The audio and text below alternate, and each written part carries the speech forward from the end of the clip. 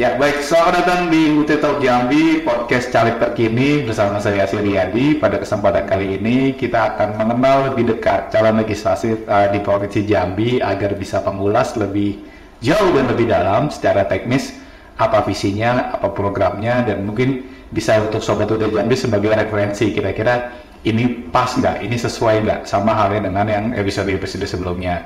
Nah, pada saat ini saya kehadiran seorang tamu yang sangat spesial, yaitu Bang Tigor. Yes. Selamat datang Bang Tigor, apa kabarnya? Terima kasih Bung. Ya. Yes. Ya, baik. Boleh memperkenalkan diri mungkin karena ada pepatah yang mengatakan tak kenal maka tak sayang. Nah, Bang Tigor boleh memperkenalkan diri, silakan.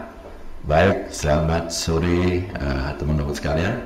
Saya Tigor Sinaga. Saya kebetulan saat ini dipercaya pimpin PSI, Ketua DPW PSI Provinsi Jambi, Partai Solidaritas Indonesia, mungkin sebagian orang belum tahu.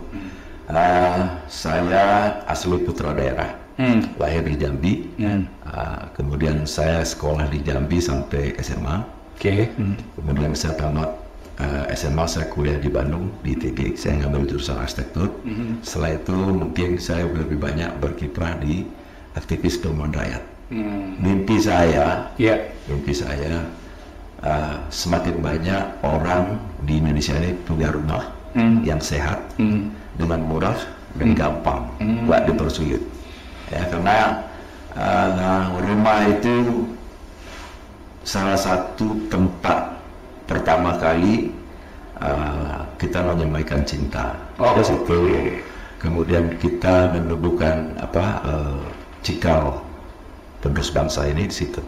Jadi saya mimpinya itu setiap keluarga baru itu harus tinggal di rumah sendiri, nggak perlu mewah bagus, tapi memenuhi syarat-syarat kesehatan supaya nggak ada lagi stunting, nggak ada lagi orang-orang yang kekurangan gizi, atau bahkan broken home. Karena saya lihat gini, kebanyakan keluarga baru menikah tinggalnya di mertua indah. Nah, keluarga ini nggak utuh sebagai keluarga. Secara psikis, pertumbuhan keluarga itu mestinya ada bapak, ibu, anak. Ya, mereka bertumbuh bersama, secara emosional bertumbuh bersama. Nah, beda sekali kalau anak itu diasuh oleh nenek. Ya, akan beda sekali.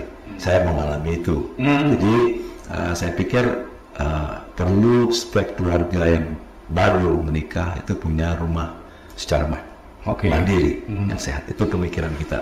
Mimpi saya se-Indonesia seperti itu. Ya, karena memang ada satu kendala yang mengatakan bahwa anak milenial ini agak susah buat punya rumah gitu ya. Tapi nanti mungkin dari programnya Bang Tigor kita bisa lihat. Nah, bicara tentang politik, karena Bang Tigor ini maju ya. Boleh nggak ceritakan kenapa Bang Tigor itu tertarik di bidang politik? Ya, itu tadi. Ini berkelanjutan. Jadi setelah saya coba berupaya sekuat tenaga, bagaimana kita membantu merupakan rakyat di sektor real ya. Saya membangun banyak rumah, sudah puluhan ribu rumah yang kita bangun.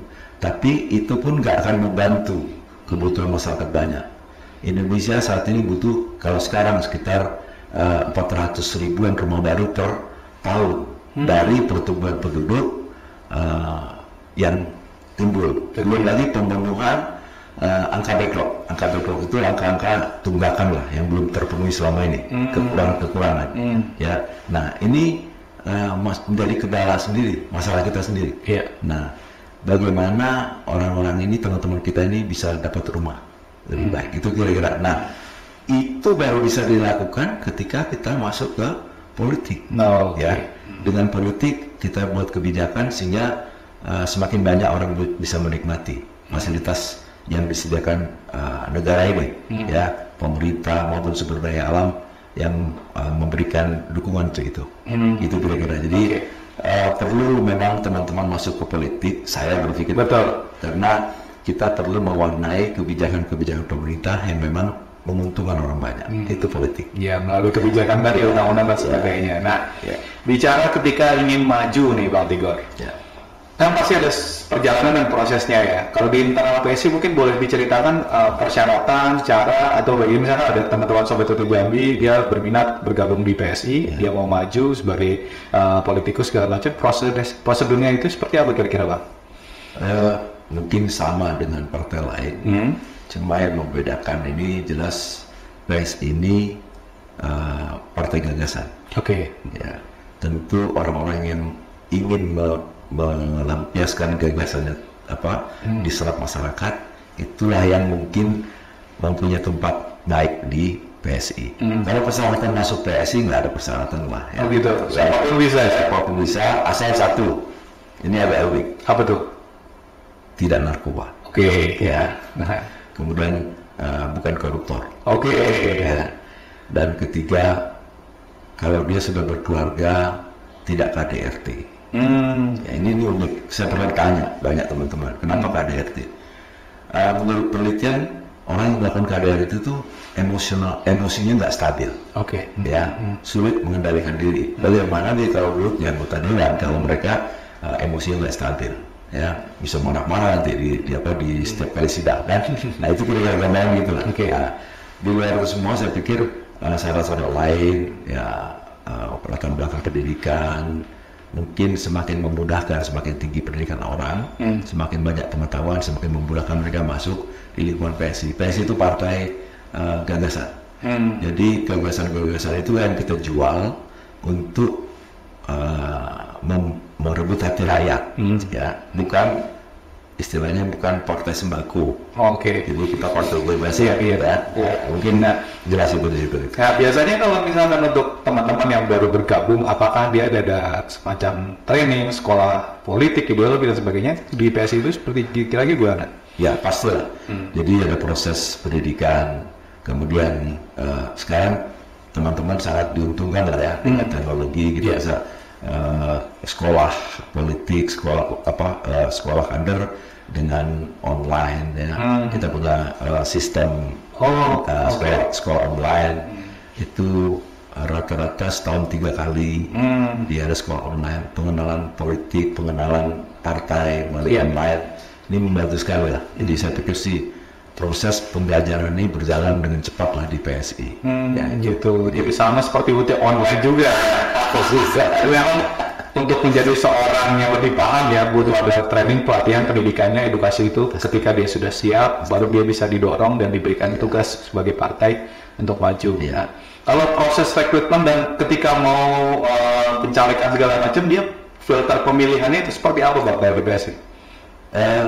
Tentu prioritas utama untuk anggota. Oke, ya. Kita ada porsi 40% pengurus, kemudian 30% anggota dan 30% tokoh masyarakat atau orang umum. Ya, itu proses kita. Namun kadang-kadang di bidang tertentu ya karena kadernya kita partai baru, kadernya belum mencukupi, mau nggak mau kita ada toleransi lah. Ya, kita harus rekrut teman-teman yang memang mau maju.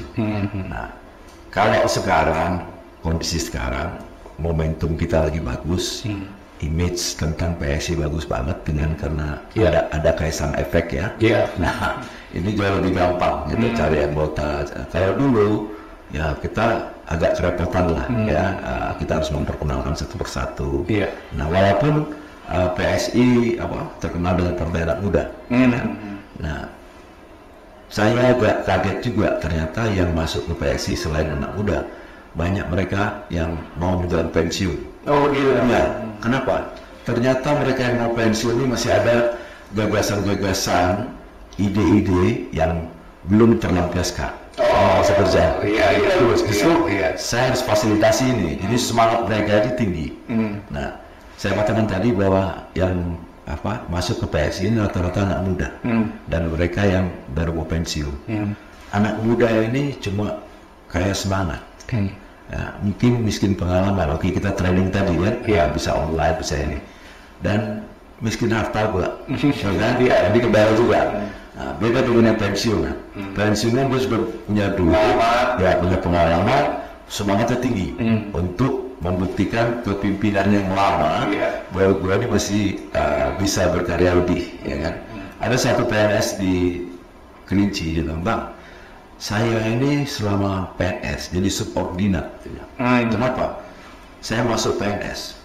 Begitu saya punya gagasannya bagus yang dapat nama kasih. Oh gitu kan? Nah, begitu jelek saya didamprat. Saya jadi kasih, punya gagasan bagus, kepala dinas yang pertama. Jelek, gue dapat. Sampai terakhir, gue kepala dinas. Punya gue besar bagus, bupati yang dapat nama. Nah, begitu jelek, gue diucurkan. Ya sempat nggak dikasih job. Itu jadi dia bilang kami jadi subordinat. Nah sekarang saya masuk politik. Apalagi waktu itu jadi ketua DPD di salah satu daerah. Itu waktu kita diskusi ya, waktu diskusi. Dia bilang, kalau saya dikasih kesempatan pimpin DPD, posisi saya sekarang sama dengan bupati. Ya, saatnya saya menembus batas.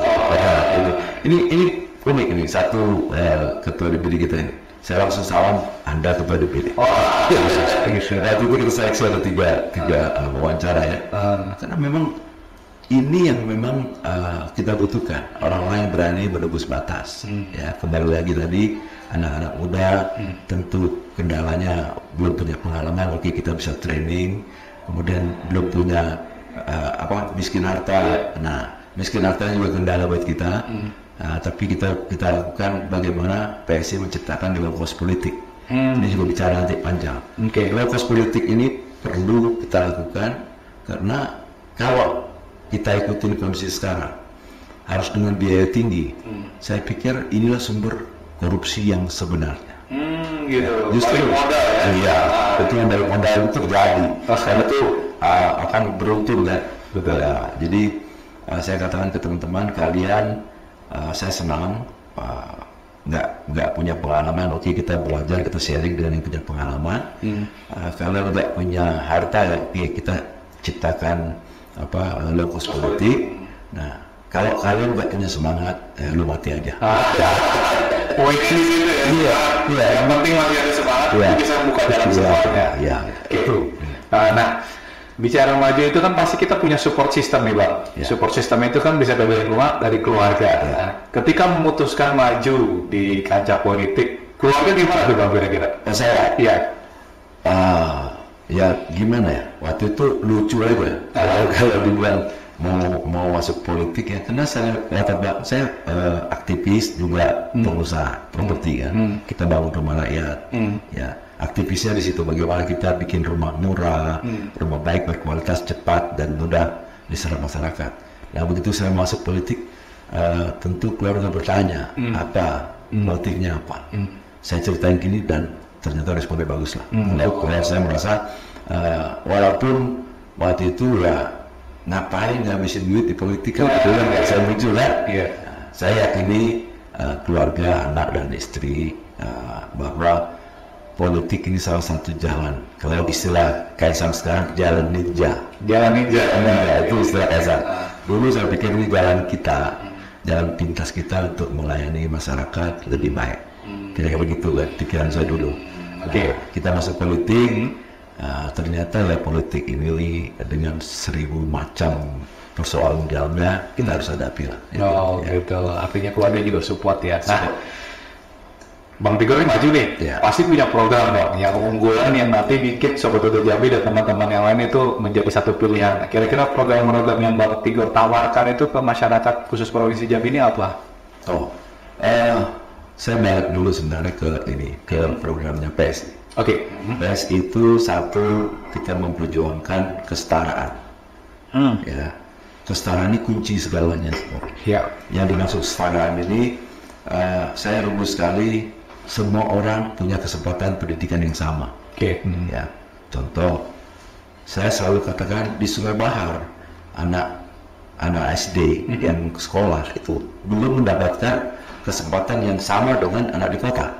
Contoh, mereka sebelum sekolah harus jalan becek-becek dulu, keringat dulu, ya kan, baru duduk di ruangan. Sementara gurunya sebelum ngajar ke ladang dulu, ya kan. Nah, kalau di kota, di antara papanya pakai motor atau pakai mobil berhenti, ruangan ber-AC, SD sekarang waktu ber-AC sekarang, nyaman. Nah, gurunya mempersiapkan materi sebelumnya dengan laptop, dengan datang. Pastilah penyerapan dan penyampaian materi, penyerapan siswa dan penyampaian materi dari guru nggak sebaik di daerah. Nah, bagaimana kita bisa mengharapkan ada kesetaraan di situ? Jadi kesetaraan ini tentu banyak hal ya. Kita bicara gurunya yang di-upgrade sehingga standar sama, kemudian fasilitasnya juga sama, termasuklah infrastruktur dan segala macam. Nah, mimpi kita kesetaraan ini bisa berjalan bukan cuma di pendidikan, di usaha juga sama. Ya, banyak sekali ketimpangan ya. Yang kaya makin kaya, yang miskin makin miskin. Ini juga perlu kita tata. UMKM harus kita perjuangkan juga. Karena fakta bahwa selama ini krisis yang mau mensupport kita ya UMKM. Mereka lebih kuat, lebih lihai untuk berkelit dari suasana sulit kan gitu. Kemampuan mereka ini hebat sekali. Nah itu, jadi kesetaraan ini perlu difasilitasi.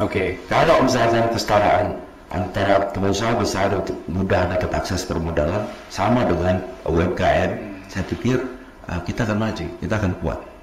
Itu kesetaraan. Juga kesetaraan dalam hal berorganisasi atau beribadah. Ya ini juga kita perjuangkan. Itu posisi PSI. Nah, secara pribadi saya itu sebenarnya aktivis perumahan. Saya rindu sekali tadi kita perjuangkan bagaimana rakyat lebih mudah penyeruan, ya, lebih murah, lebih cepat, lebih baik. Itu secara pribadi. Tapi kalau lihat skala Jambi, potensi Jambi, wah makin cinta lagi. Potensi saya masuk sebenarnya di Jawa Barat. Aktivis saya selama ini banyak di Jawa Barat. Saya sekjen dari Jawa Barat, saya pernah kadin Jawa Barat. Nah, relasi saya di Jawa Barat tinggi. Dan potensi masuk peluang di Jawa Barat ada 9% kursi. Satu Jawa Barat. Di Jambi cuma 8. Jadi peluang masuknya jauh lebih kecil. Lebih kecil di Jambi. Nah, tapi saya bangga masuk ke Jambi. Kenapa? Karena saya bisa berbuat sesuatu. Saya bisa melihat, karena saya ada Jambi. Jambi itu punya potensi setidaknya di 3 bidang tadi. Satu di baik. Pertama, kita punya jelas tambang itu potensi.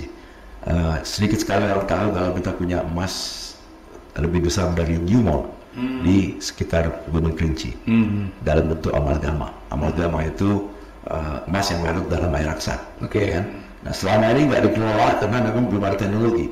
Orang bilang dulu emas di Kerinci itu emas mudo karena bentuk cairan kan? Nah ternyata itu amalgama dan terakhir teknologi sudah memungkinkan untuk dikelola.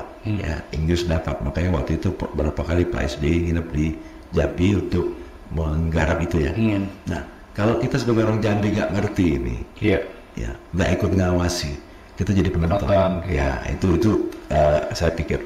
Kemudian kita bicara minyak, kita bicara yang lain ya. Banyak sekali yang harus kita kawal. Kita punya potensi lain di pertanian dan perkebunan. Ini juga dahsyat ya. Nah selama ini tidak dikelola dengan baik. Sawit kita ini amburadul. Kasihan petani sawit. Harga TBS itu fluktuatif, ya suka-suka pengumpul ya, dan ujungnya yang selesai rakyat juga, ya. Saya sedang ngomong ini yang mensubsidi konglomerat ini rakyat, gitu kan? Nah, saya sempat ada gagasan bikin mini CPO di banyak tempat, ya. Ini salah satu problem kita. Kalau memang pemerintah nggak mau, saya secara pribadi investasi untuk itulah. Jadi mini CPO di setiap desa. Nah ini kebetulan salah satu calon presiden punya interest untuk itu. Bagaimana membangun Indonesia dari desa. Ini diserap, ide ini diserap oleh mereka untuk dijalankan. Kemudian yang paling dasar, Jambi punya potensi di pariwisata. Ada 2 pariwisata, satu pariwisata alam, Kerinci dan Grand Canyon yang kita mengalir begitu. Itu nggak ada duanya Pak. Betul. Ya kan? Satunya. Keren itu. Betul. Ya, itu awal. Kita punya potensi budaya, pariwisata budaya Candi Borobudur Jambi. Itu the best Pak. Jadi saya pernah, yang awal mungkin kita perlu fasilitas benar aksesibilitas yang bicara di Kerinci kemarin perlu dibukakan penerbangan langsung dari Malaysia ke Kerinci, dari Jakarta ke Kerinci dengan pesawat Double Lebak 737. Nah, kita usulkan perpanjangan airwalk, runway-nya. Nah, ternyata anggaran sudah disetujui. Saya dengar dari beberapa teman, ya tanahnya belum bebas. Saya bilang, aduh, menyesal sekali. Dan mestinya hal-hal seperti ini nggak terjadi lah kalau ada koordinatif kan. Nah, kemudian itu dari sisi pariwisata alam, ya. Dampaknya akan banyak. Pariwisata ini satu sumber pendapatan daerah atau negara yang nggak berhenti, terus ya, renewable terus. Nah, satu lagi yang saya akan sampaikan, Candi Muaro Jambi. Kalau kita punya Mekah, untuk destinasi wisata dunia rohani untuk Muslim, kita punya Yerusalem untuk destinasi wisata rohani untuk Kristen. Kenapa nggak kita bikin Candi Muaro Jambi jadi destinasi wisata rohani dunia untuk Buddhis? Karena memang ternyata itu candinya Buddhis tuh. Betul. Nah, dan untuk cerita dengan teman-teman Buddhis, ini Candi Muaro Jambi ini lebih dulu dari Borobudur. Betul. Dan lebih besar. Lebih besar. Nah, ini kalau digarap dengan betul, ini menjadi sumber mata pencarian baru lah, pendapatan baru. Trickle down efeknya bukan main, ya. Ekonomi, semua kena, termasuklah sosial politik juga kena di situ, ya, dengan penggarapan pariwisata. Itulah yang membuat saya makin cinta dengan Jambi. Jadi kalau ditanya apa program kita, jelas yang dalam waktu dekat, jelas secara nasional ini saya akan bicara tentang rakyat. Yang kebetulan saya berharap bahwa saya duduk, ya, saya masuk Komisi 5. Saya akan bicara tentang program rakyat seperti apa, situ, bicara tentang aksesibilitas. Ini saya kemarin berangin. Saya selama 1,5 tahun ini keliling Jambi ini ada 15 kali saya putar, ya, total. Jadi semua saya masukin. Nah, kawan-kawan di daerah, masalah utamanya terkait dengan tadi harga TBS yang fluktuatif. Kenapa? Aksesibilitas nggak bagus. Betul. Sehingga ada daerah terisolir sehingga harga sawitnya jauh lebih murah dibanding yang dekat dengan pabrik. Nah, jadi saya bicara, kalau saya duduk, saya perhatikan entah dengan cara apapun kita akan cari. Ada penataan kawasan. Saya pernah bicara dulu tentang KTM, Kota Terpadu Mandiri ini, zaman Pak SBY. Kita membangun kawasan-kawasan transmigrasi sebelum menjadi bangkitan ekonomi baru. Kita bikinkan konsep-konsep perubahan kota, bikin pabrik di situ, konsep bikin bisnis area, sehingga negaranya maju. Ya. Nah, ternyata setelah Pak SBY dapat dukungan banyak waktu itu, nah program ini nggak berjalan. Yang berjalan itu cuma tulang bawang. Kalau kita lihat kota tulang bawang, provinsi tulang bawang sekarang maju sekali. Indikasinya apa? Saya lihat di situ ada 2 universitas bagus, ada 2 rumah sakit bagus. Yang dulunya saya kalau pulang dari Bandung ke Jambi, daerah barat, itu daerah itu bau, karena yang tumbuh cuman ubi racun. Ya, ubi racun yang besar itu cuma bisa dikonsumsi oleh pabrik, dikelola jadi tepung kan, dan nggak bisa dimakan orang. Jadi kalau pabrik tidak bisa menyerap, itu dibiarkan di situ di bau. Ya. Sekarang kalau kita ke tulang bawang keren. Ya, itu jadi contoh. Saya ceritakan ke teman-teman daerah transmigrasi, banyak potensi yang kita bisa bangun. Ya. Rindu Bujang kita akan naikkan, kemudian Sungai Bahar kita akan naikkan, kita punya Singkup. Potensinya bagus sekali. Betul. Ya. Nah, ini kalau kita develop dengan bagus, kita masukkan konsep-konsep pengembangan yang baik dengan konsep kawasan. Nah, saya bicara kemarin dengan beberapa desa di Merangin, mereka senang. Saya boleh kumpulkan beberapa desa, kita bikin konsep kawasan, memungkinkan kita urus untuk melalui desa tertinggal. Ya kan? Nah, ada 17 desa bergabung, kita bikin konsep pengembangan. Kalau KTM itu konsep lama saya bilang. Ya, cuma memang masih aktual kalau kita terapkan sekarang. Itu lagi dalam untuk Jambi. Tercinta. Ya, memang Jambi itu potensinya sangat luar biasa, Bang. Cuma nanti bagaimana? Ya, tapi peran kita bersama-sama juga. Karena kita pengen Jambi ini juga dikenal lebih gitu. Bukan yang viral yang gitu. Jangan yang tepat palunya itu. Jadi tadi Bang Tigor sudah mengatakan beberapa program dari pendidikan, kesejahteraan, pariwisata, perubahan dan lain banyak sekali. Nah, ketika maju nih pasti Bang Tigor punya strategi kan, pasti meriset dulu kan. Kira-kira kalau ketika saya maju nih potensi kira-kira saya akan terpilih dan sebagainya, itu nanti hitung-hitungannya ada. Strategi apa yang Bang Tigor lakukan untuk mengenalkan Bang Tigor agar lebih dikenal banyak oleh masyarakat Jambi? Saya punya 2 strategi besar. Satu strategi partai, kalau saya pemimpin partai kan. Nah, saya setiap untuk partai saya punya strategi, setiap caleg yang akan maju itu harus punya 300 dukungan dari family tree dan lingkungan sosial dia. Nah itu menurut survei saya itu ada 300 orang ya akan mendukung kita. Ketika kita menyampaikan kita akan maju tanpa minta biaya. Inilah cara saya untuk memotong money politik. Ya, itu dulu dari partai. Nah, waktu itu target saya cuma 1 kursi 1 dapil. Katakan 1 dapil ada 10 orang atau 12 orang. 12 orang kalau setor 300 sudah 3.600 pasti 1 kursi. Ya kan? Pasti 1 kursi. Nah, dan saya tekankan kami tidak mau money politik. Ada yang main duit, saya pecat. Itu awalnya. Nah, sehingga peluang yang banyak duit dengan yang nggak punya duit sama. Ya, nah kalau peluangnya sama, mereka punya semangat. Kemudian saya melakukan sistem PAW, sistem penggantian antar waktu. Ya, nomor 1 tertinggi, nomor 2 tertinggi kalau jarak suaranya nggak sampai 20%, itu wajib kita berbagi 3 tahun 2 tahun. Ya.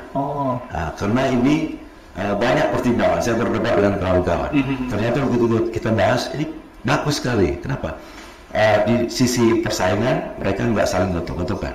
Justru sebagai partai solidaritas mereka saling dukung. Solidaritinya ada. Nah, tapi begitu saya diskusi dengan pakar dari GM kemarin, saya bilang gini, kalau ada 1 orang dengan suara 1.500 duduk, ya, dia tentu begitu duduk dia cuma melayani konstituen dia yang 1.500 itu pasti, ya kan? Nah, kalau dia dikasih 5 tahun yang menikmati pelayanan dia cuma 1.500 orang, betul ya? Nah, kalau nomor 2-nya 1.300, ya, kita kasih kesempatan dia juga akan melayani kan? Betul, 1.300. Nah, yang ketiganya kalau 1.200, jadi kita kasih setahun, ya 2 tahun, 2 tahun setahun. Saya katakan begini, kalau dia dikasih 5 tahun, ya paling dia kerja efektif 2 tahun aja untuk rakyat. Yang 3 tahun berikutnya dia untuk kantong dia dan persiapan persaingan berikutnya. Iya kan? Ya yang wajar dong. Nah sekarang kalau saya bagi ini, kita sepakat bagi 2 tahun, 2 tahun setahun. Pada 2 tahun pertama, si A mengerjakan daerah dia, maju, katakan desa A, ya, dengan 900 yang dilayani, rakyat menikmati, ya konstituen dia. Dia akan berupaya sebaik mungkin sehingga 2 tahun itu dia betul-betul disenangi rakyatnya.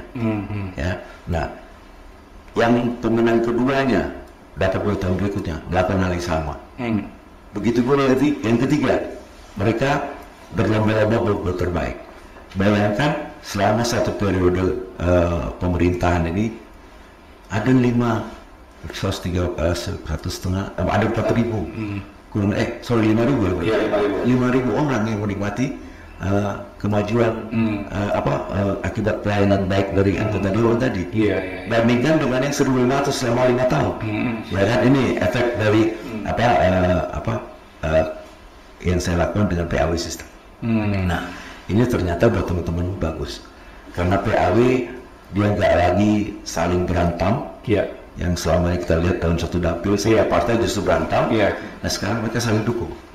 Ya kalau nggak ada nomor 1, nomor 2, nggak nomor 1, nomor 2, nomor 3, tapi saling mendekati.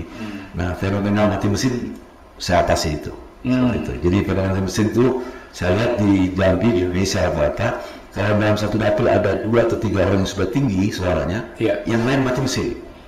Ya dia nggak akan mau ngapain gue kalah gitu ya. Ya kan pasti kalah, dia berhenti. Tapi dengan PAW sistem ini mereka saling dukung terus, nggak ada yang mati mesin. Ya, ada harapan berbagi. Ya kan, nah ini yang kita lakukan sekarang. Jadi saya pikir dengan metode seperti ini strategi pemenangan secara partai oke. Nah kalau pribadi, saya tentu menggarap segmentasi pasar yang memang berkaitan dengan bidang saya. Saya menggarap daerah transmigrasi jelas. Ya kan, saya cerita tadi tentang KTM kawasan ini. Sangat efektif untuk teman-teman daerah transmigrasi. Kesulitan pupuk, fluktuasi harga TBS, walaupun saya arsitek, saya pikir saya juga bisa melayani mereka dengan baik dengan konsep-konsep kita. Nah ini ternyata jauh lebih efektif daripada kita kasih sembako. Ya, jadi makanya saya bilang ke teman-teman di PSI, partai kita ini partai gagasan, bukan partai sembako. Itu strategi kita. Jadi kalau bilang strategi, ada bukan tadi partai maupun pribadi, saya pikir berjalan beriringan. Iya, iya. Baik. Menarik tadi konsep yang disampaikan ya oleh Presiden Baltigo untuk PAW tadi. Memang sepertinya itu perlu dan penting ya atau pemerataan. Nah, ketika maju nih Bang, pasti kan ada dana yang keluar ya, pasti ada dana keluar. Boleh nggak diceritakan kira-kira untuk maju itu berapa sih biaya yang dibutuhkan dan yang dikeluarkan kira-kira? Iya,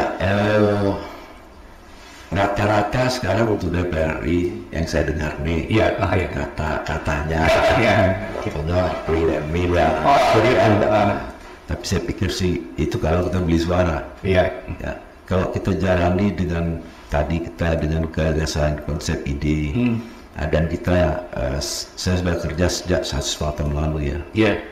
Saya pikir ya nggak perlu dana sebesar itu gitu loh. Nah, apalagi saya ketua partai, jadi pembiayaan partai pun dari kita kan. Nah, saya langsung luruskan waktu saya membina partai sekaligus membina konstituen kan, ya toh sama aja.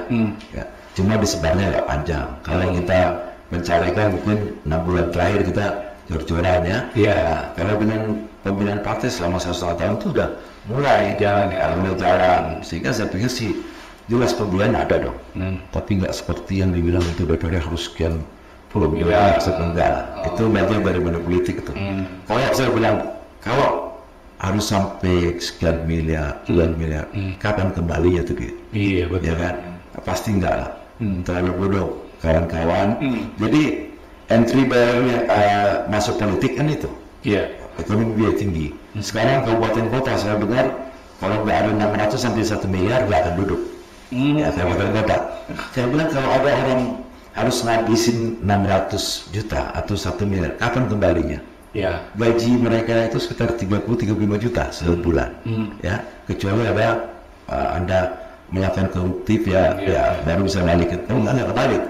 Nah, orang bodoh yang mau masuk ke politik, ya kalau seperti itu, tertutup peluang orang-orang pintar, orang baik masuk politik, pasti. Nah, tapi dengan lokus politik, ya mungkin cukup dengan 10-15 juta.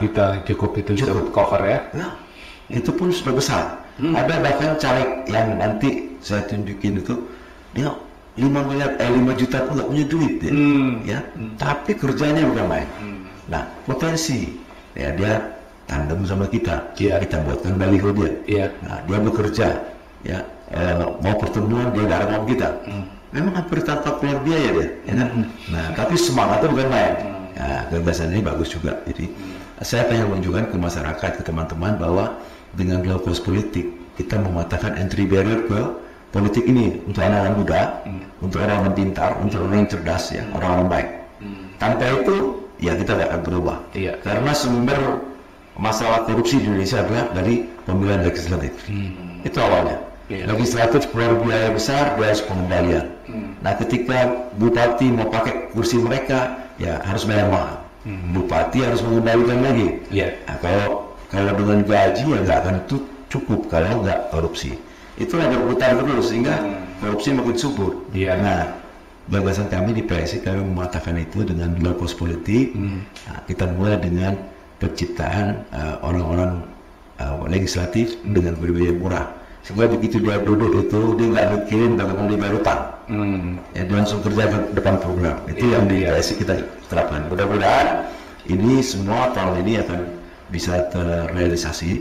Ya, ada beberapa calon legislatif yang pasti duduk di situ karena kebersamaan. Saya bilang tadi minimal 1 dapil 1, ya, dan ini pasti merubah mudah-mudahan ya warna politik Jambi dan warna pertumbuhan Provinsi Jambi, Kota Jambi. Ini mimpi saya. Kalau nggak ada program berarti saya gagal mimpin.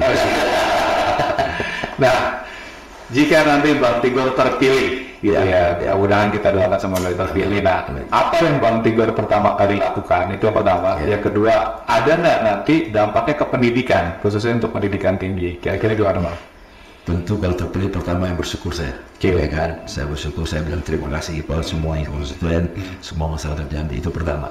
Yang kedua saya pikir tentu yang saya rindukan tadi program perumahan rakyat, kemudian program kesetaraan, kemudian tadi bagaimana kita stabilisasi TBS ya, dan harga sawit ya, dengan mini CPO. Ini hal-hal yang bisa kita lakukan baik bersama pemerintah ataupun pribadi, ya kan. Nah, melalui koperasi kita bisa bikin koperasi yang memang dengan cara baru. Saya diskusi kemarin, kebetulan salah satu calon presiden mau diajak diskusi kan, bagaimana membangun Indonesia dari desa, ya, dengan koperasi yang dipersiapkan dengan baik.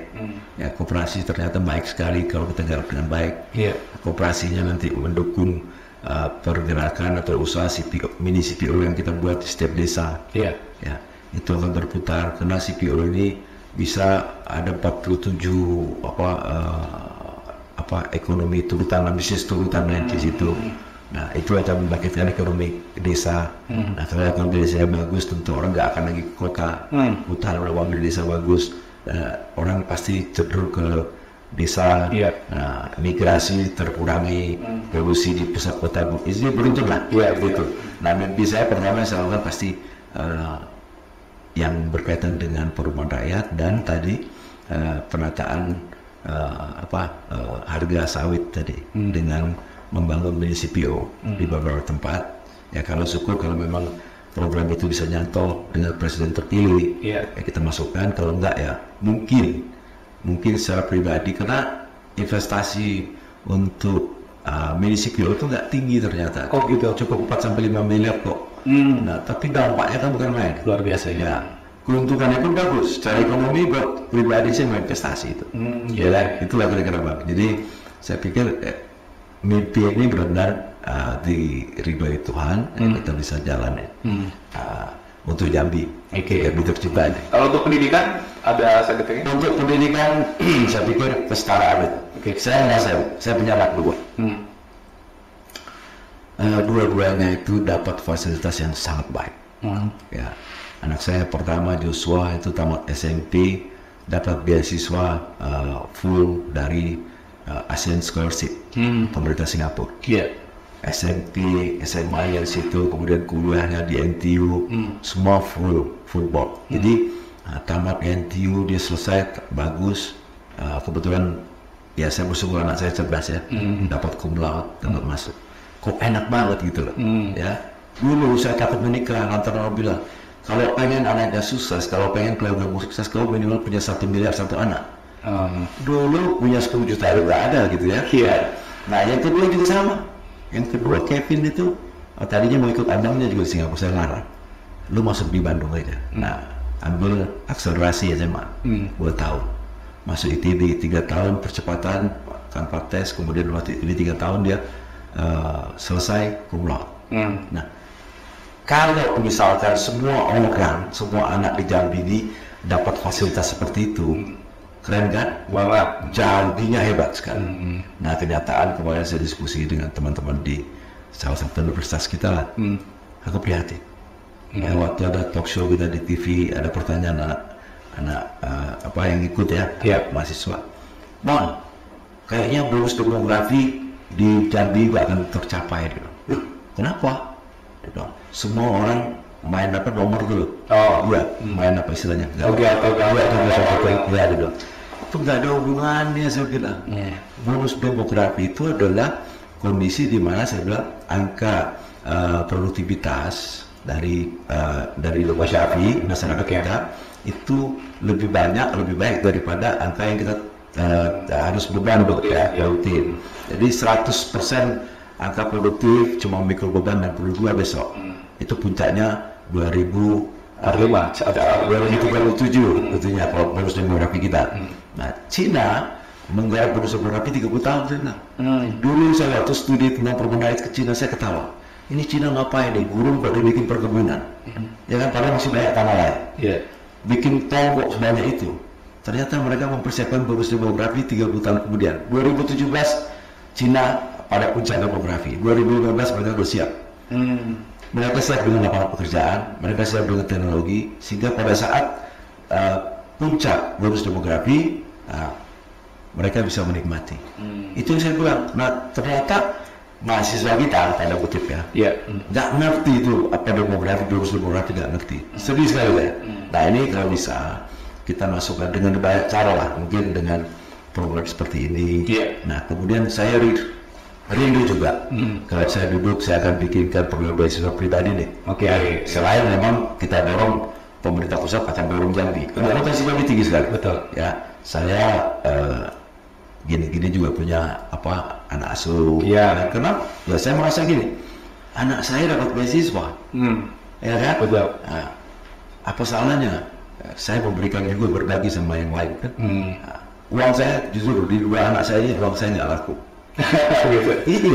Uang saya nggak laku. Mereka dapat dari pemerintah semua, dari pemerintah Singapura, dari Indonesia. Sekarang Kevin ambil S2 di NUS ya. Saya pikir dia dapat bantuan beasiswa dari satu institusi lah di situ. Ya. Saya bilang memang betul saya dapat karunia yang baik kan, berkah yang baik. Tapi banyak teman-teman di luar sana yang jangankan sekolah, makan aja susah. Itu perjuangan saya, itu beban saya untuk Jambi ini. Baik. Oke, menarik. Dan tadi sudah disampaikan oleh Bang Tigor. Kita sudah sampai di penghujung kegiatan. Tapi sebelum kita tutup, mungkin boleh sedikit closing statementnya. Dan juga mungkin mengenalkan Bang Tigor ini nomor berapa, dapil berapa, dan ini boleh untuk ke teman-teman Desa Waktu Jambi. Silakan Bang. Iya, terima kasih. Jadi teman-teman sekalian, kerinduan kami untuk memajukan Jambi itu mendorong saya masuk membeli dapil Jambi DPR RI. Saya sekarang maju dari PSI, Partai Solidaritas Indonesia. Mungkin sebagian sudah ada yang kenal dengan Tigor Sinaga. Saya pikir ya mungkin dengan pemajunya saya komit untuk membangun Jambi lebih baik. Itu kira-kira. Kemudian kalau teman-teman berkenan dengan perjuangan saya, tentu bisa mendukung. Saya maju dari PSI nomor urut 1. Dapil saya seluruh provinsi ini, yang kalian yang ada di Bungo, di Tubul, di Kerinci, di 11 kabupaten mereka boleh mendukung saya. Harapan saya potensi kesempatan yang ada kita bisa manfaatkan untuk segera mempersiapkan Indonesia Maju 2045. Itu harapan saya. Teman-teman terima kasih, mudah-mudahan satu visi bahwa kami dari PSI cuma menjual gagasan dan gagasan ini saya nggak bisa kasih banyak sembako. Jadi jangan harap sembako dari saya. Saya akan kasih gagasan bagus. Contoh gagasan yang paling terakhir ini saya sampaikan tentang penerbangan langsung ke Kerinci tadi. Saya bilang di Bandung, usulan saya itu diserap sama wali kota waktu saya di Bandung.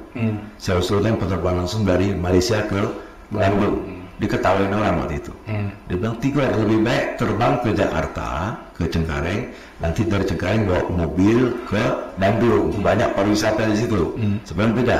Pemikiran saya, kalau terbang ke Bandung, orang lebih mudah. Nah, ternyata sekarang terbukti. Kalau kalian datang ke Pasar Baru di Bandung, itu bisa transaksi dalam pakai ringgit.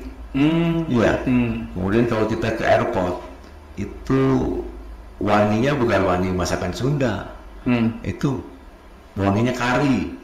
Dari orang Malaysia. Nah itu contoh. Saya ceritain dengan teman-teman di Kerinci.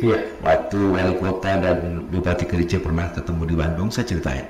Dan program ini disambut, cuma sayang tadi tanahnya belum terbebaskan. Saya bilang ke depan, saya duduk di Komisi 5, insya Allah saya akan perjuangan itu. Penerbangan langsung itu harus mutlak terjadi. Kemudian ada lagi satu hal yang agak nyeleneh, saya minta jalan tol dari Kerinci ke Bungo dibuka. Kerinci Bungo jalan itu kita jalan tol. Orang bilang nggak bisa, itu lewat hutan lindung. Saya bilang pasti bisa.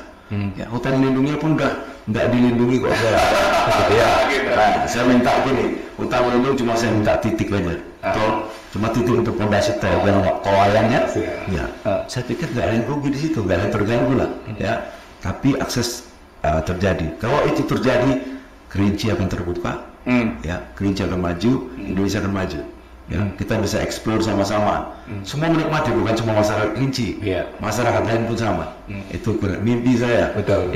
Sama tadi destinasi wisata dunia, candi, demikian.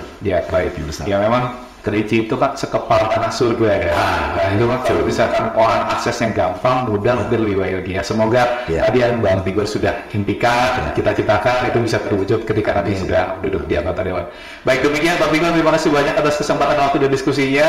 Teman-teman dari Jambi, dengan demikian berakhir sudah di podcast talk kali ini bersama Bang Tigor dari PSI. Jangan lupa tadi program-programnya sudah disampaikan. Jika teman-teman merasa kena dan cocok, silakan disupport dan didukung. Semoga tadi program yang sudah disampaikan bisa direalisasikan.